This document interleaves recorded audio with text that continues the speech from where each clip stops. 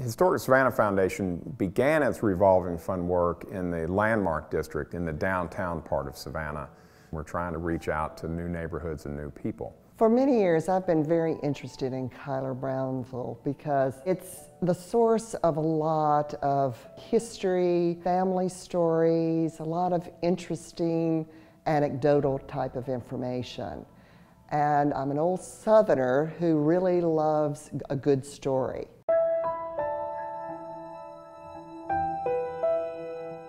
It was primarily built for the laborers at the Central of Georgia Railroad. They developed their own schools, their own hospital, just to service that community.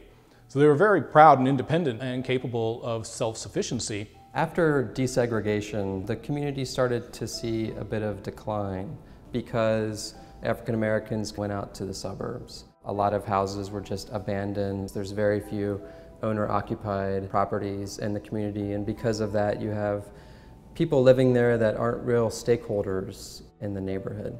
Historic Savannah Foundation was awarded a grant through the National Trust for Historic Preservation. They looked for ways to carry forth the grant and decided to approach Savannah College of Art and Design. When it came about, we realized this was a perfect hybrid between the expertise in our historic preservation program and in our architecture program. So we had a group taking a look at urban planning aspects. We had students doing photo survey, photographed almost every building within Cuyler-Brownville, went to Georgia Historical Society and really delved into archives to gain an understanding of the community's past. We had students taking a look at the economics of how these projects work, so they had to gain an understanding of what affordable housing is in Savannah. So all of those groups were gathering data to gain an intense understanding of how that community was working. Habitat's belief is that everyone deserves a decent place to live. Our primary mission is to keep the cost involved in building that as low as possible without sacrificing the quality.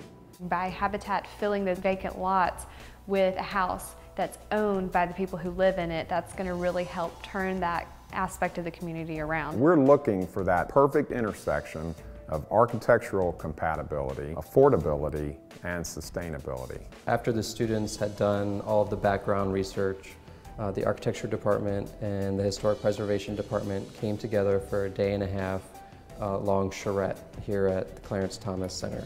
Historic Savannah Foundation, Habitat for Humanity, U.S. Green Building Council, and the City of Savannah all had representatives to assist the students with any questions that they had and to offer guidance. The students are looking for ways not only to meet the initial kinds of goals that we set for them, but to exceed them in some pretty amazing ways.